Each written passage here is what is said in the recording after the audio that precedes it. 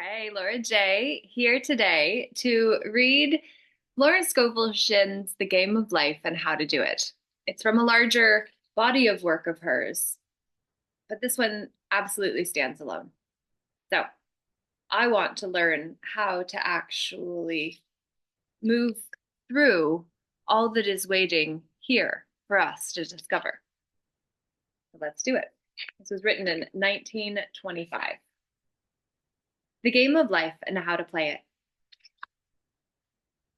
The game. Most people consider life a battle, but it is not a battle. It is a game. It is a game, however, which cannot be played successfully without the knowledge of spiritual law, and the Old and the New Testaments give the rules of the game with wonderful clearness. Jesus Christ taught that it was a great game of giving and receiving. Whatsoever a man soweth, that shall he also reap. This means that whatever man sends out in word or deed will return to him what he gives, he will receive. If he gives hate, he will receive hate. If he gives love, he will receive love. If he gives criticism, he will receive criticism. If he lies, he will be lied to. If he cheats, he will be cheated. We are taught also that the imagining faculty plays a leading part in the game of life. Keep thy heart or imagination with all diligence, for out of it are the issues of life. Proverbs 4:23. This means that what man images sooner or later externalizes in his affairs. I know of a man who feared a certain disease. It was a very rare disease and difficult to get, but he pictured it continually and read about it until it manifested in his body and he died, the victim of distorted imagination. So we see, to play successfully the game of life, we must train the imaging faculty.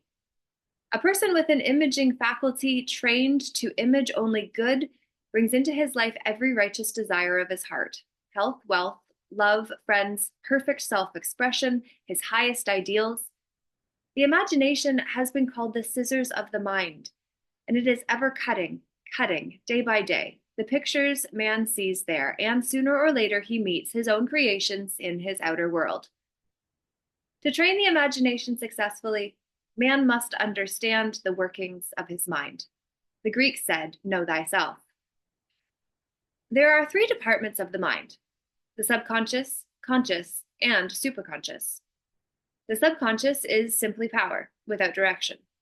It is like steam or electricity, and it does what it is directed to do. It has no power of induction. Whatever man feels deeply or images clearly is impressed upon the subconscious mind and carried out in minutest detail. For example, a woman I know, when a child, always made believe she was a widow. She dressed up in black clothes and wore a long black veil, and people thought she was very clever and amusing. She grew up and married a man with whom she was deeply in love. In a short time, he died, and she wore black and a sweeping veil for many years.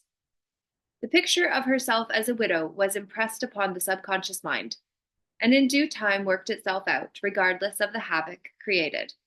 The conscious mind has been called mortal or carnal mind. It is the human mind and sees life as it appears to be. It sees death, disaster, sickness, poverty, and delimitation of every kind, and it impresses the subconscious.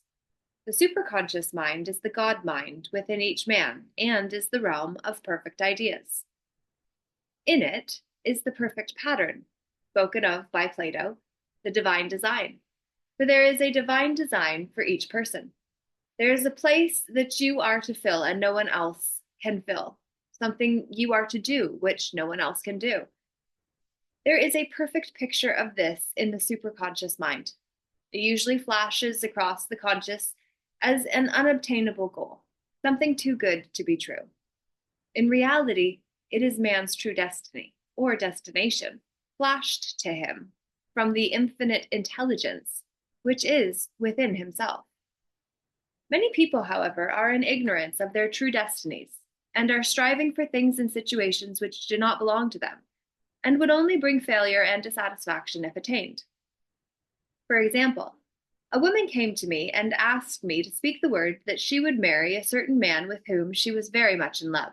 She called him AB.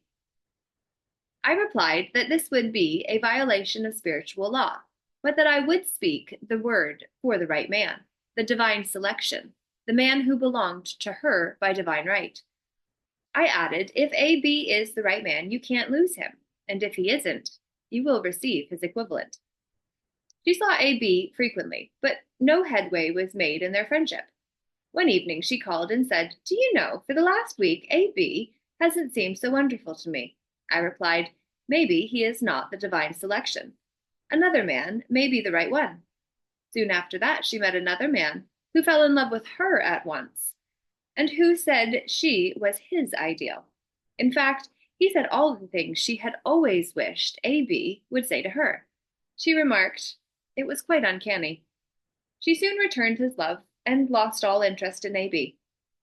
This shows the law of substitution. A right idea was substituted for a wrong one.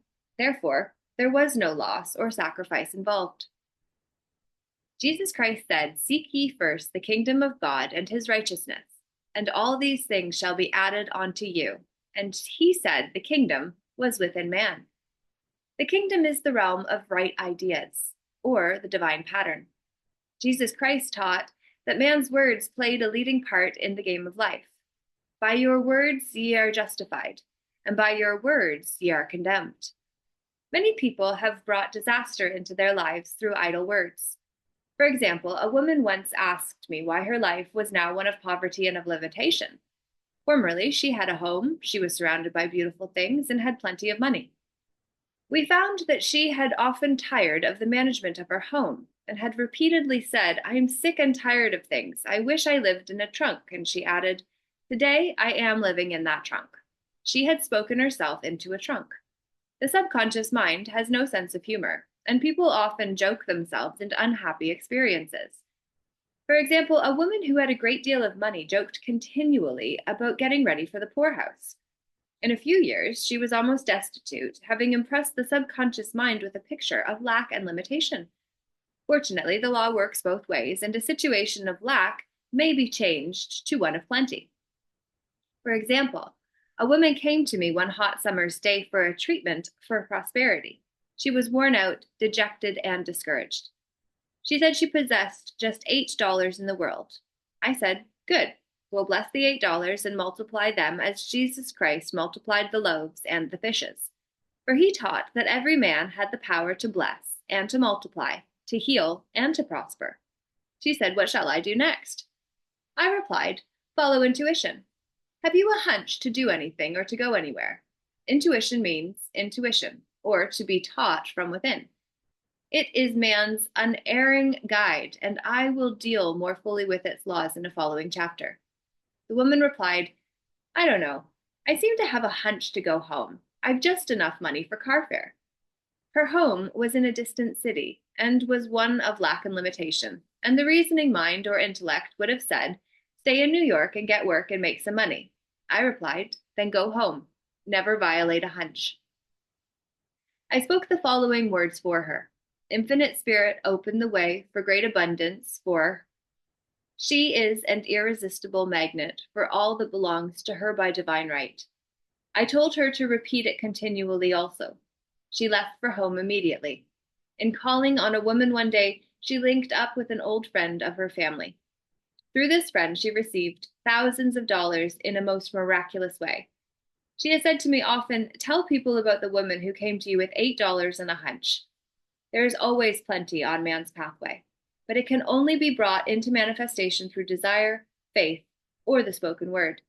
Jesus Christ brought out clearly that man must make the first move. Ask, and it shall be given you. Seek, and ye shall find. Knock, and it shall be opened unto you. Matthew 7:7. In the scriptures we read, "Concerning the works of my hands command ye me." Infinite intelligence, God is ever ready to carry out man's smallest or greatest demands. Every desire, uttered or unexpressed, is a demand. We are often startled by having a wish suddenly fulfilled. For example, one Easter, having seen many beautiful rose trees in the florist's windows, I wished I would receive one, and for an instant saw it mentally being carried in the door. Easter came, and with it a beautiful rose tree. I thanked my friend the following day and told her it was just what I had wanted. She replied, "I didn't send you a rose tree. I sent you lilies." The man had mixed the order and sent me a rose tree simply because I had started the law in action, and I had to have a rose tree. Nothing stands between man and his highest ideals and every desire of his heart but doubt and fear. When man can wish without worrying, every desire will be instantly fulfilled. I will explain more fully in a following chapter the scientific reason for this, and how fear must be erased from the consciousness. It is man's only enemy: fear of lack, fear of failure, fear of sickness, fear of loss, and a feeling of insecurity on some plane. Jesus Christ said, "Why are ye fearful, O ye of little faith?" Matthew 8:26. So you can see, we must substitute faith for fear is only inverted faith. It is faith in evil instead of good. The object of the game of life is to see clearly one's good and to obliterate all mental pictures of evil. This must be done by impressing the subconscious mind with a realization of good. A very brilliant man who has attained great success told me he had suddenly erased all fear from his consciousness by reading a sign which hung in a room. He saw printed in large letters this statement, "Why worry? It will probably never happen." These words were stamped indelibly upon his subconscious mind, and he has now a firm conviction that only good can come into his life. Therefore, only good can manifest. In the following chapter, I will deal with the different methods of impressing the subconscious mind. It is man's faithful servant, but one must be careful to give it the right orders. Man has a silent listener at his side, his subconscious mind. Every thought, every word is impressed upon it and carried out in amazing detail. It is like a singer making a record on a sensitive disc of a phonographic plate. Every note and tone of the singer's voice is registered. If he coughs or hesitates, it is registered also. So let us break all the old bad records in the subconscious mind, the records of our lives, which we do not wish to keep, and make new and beautiful ones. Speak these words aloud with power and conviction. I now smash and demolish, by my spoken word, every untrue record in my subconscious mind. They shall return to the dust heap of their native nothingness, for they came from my own vain imaginings. I now make my perfect records through the Christ within, the records of health, wealth, love, and perfect self-expression. This is the square of life, the game completed. In the following chapters, I will show how man can change his conditions by changing his words.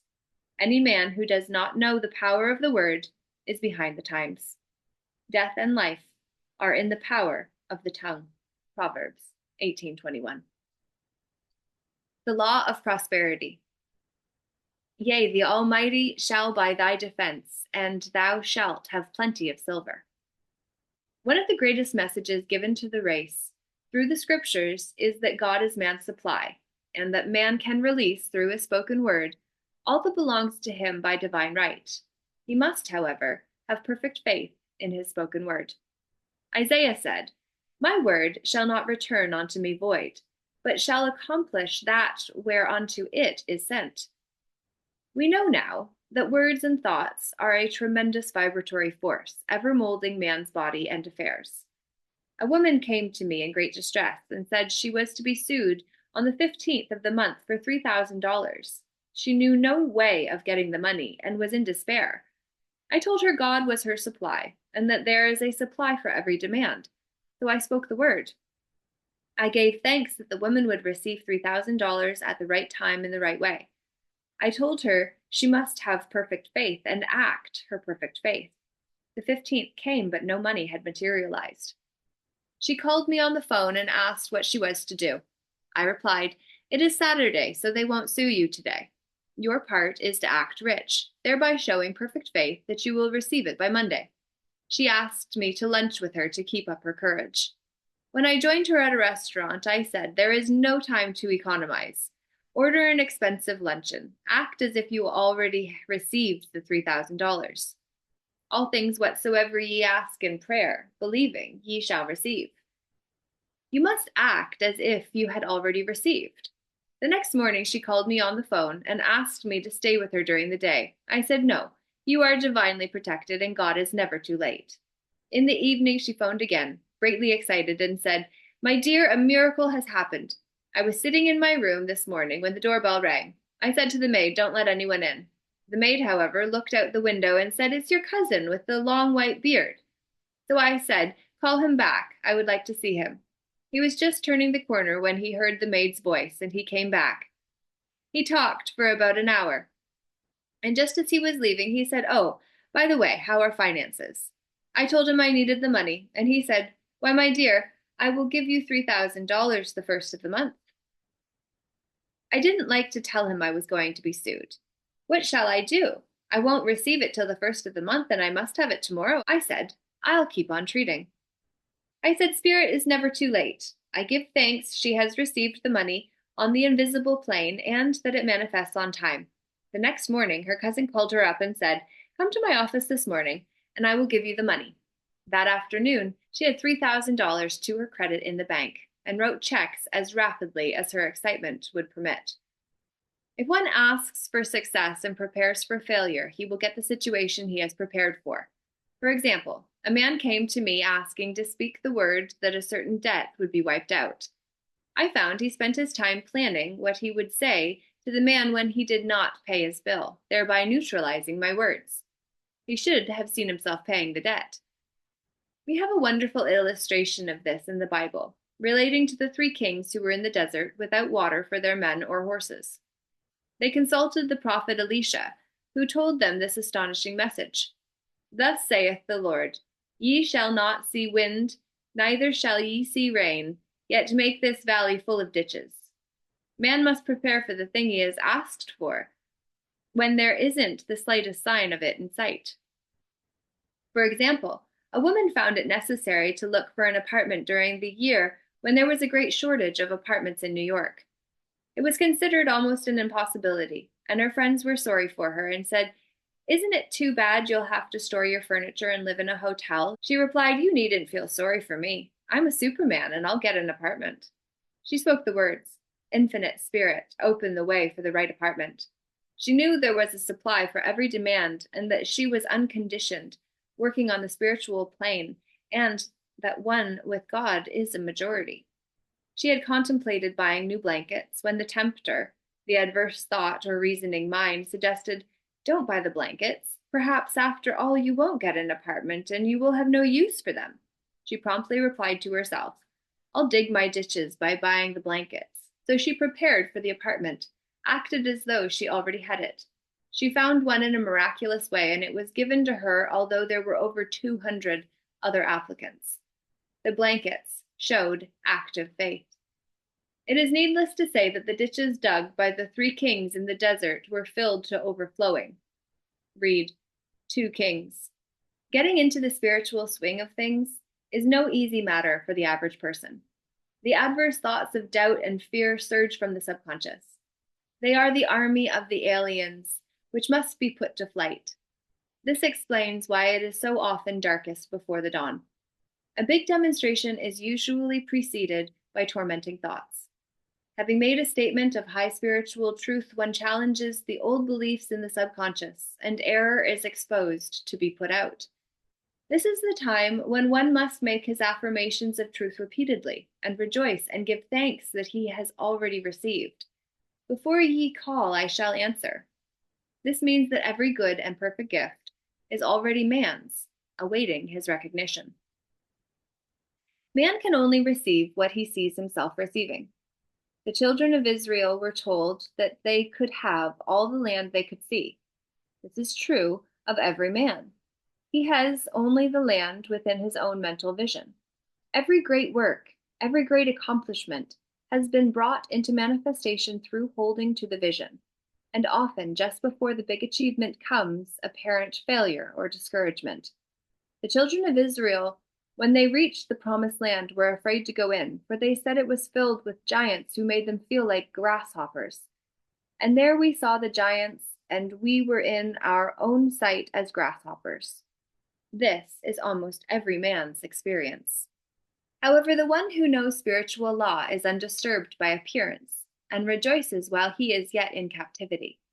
That is, he holds to his vision and gives thanks that the end is accomplished, he has received. Jesus Christ gave a wonderful example of this. He said to his disciples, "Say not ye, there are yet 4 months, and then cometh the harvest. Behold, I say unto you, lift up your eyes and look on the fields, for they are ripe already to harvest." His clear vision pierced the world of matter, and he saw clearly the fourth dimensional world, things as they really are, perfect and complete in divine mind. The man must ever hold the vision of his journey's end and demand the manifestation of that which he has already received. It may be his perfect health, love, supply, self-expression, home, or friends. They are all finished and perfect ideas registered in divine mind, man's own superconscious mind, and must come through him, not to him. For example, a man came to me asking for treatments for success. It was imperative that he raise, within a certain time, $50,000 for his business. The time limit was almost up when he came to me in despair. No one wanted to invest in his enterprise, and the bank had flatly refused a loan. I replied, "I suppose you lost your temper while at the bank, therefore your power. You can control any situation if you first control yourself. Go back to the bank," I added, "and I will treat." My treatment was, "You are identified in love with the spirit of everyone connected with the bank. Let the divine idea come out of this situation." He replied, "Woman, you are talking about an impossibility. Tomorrow is Saturday. The bank closes at 12, and my train won't get me there until 10, and the time limit is up tomorrow, and anyway, they won't do it. It's too late."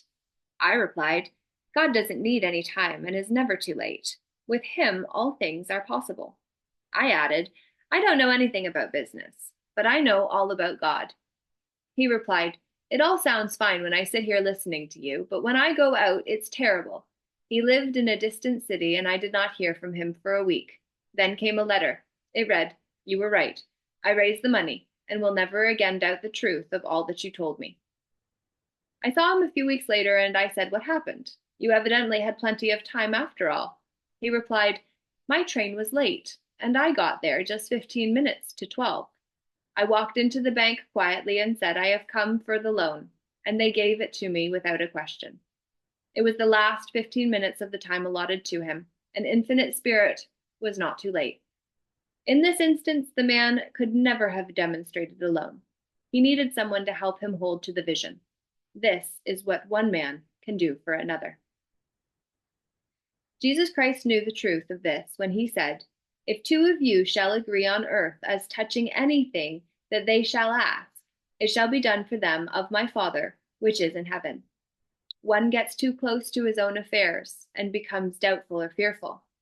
The friend or healer sees clearly the success, health, or prosperity and never wavers because he is not too close to the situation. It is much easier to demonstrate for someone else than for oneself, so a person should not hesitate to ask for help if he feels himself wavering. A keen observer of life once said, "No man can fail if some one person sees him successful. Such is the power of the vision, and many a great man has owed his success to a wife or a sister or a friend who believed in him and held, without wavering, to the perfect pattern." The power of the word is next. There's not so many pages in this book, but still quite a few.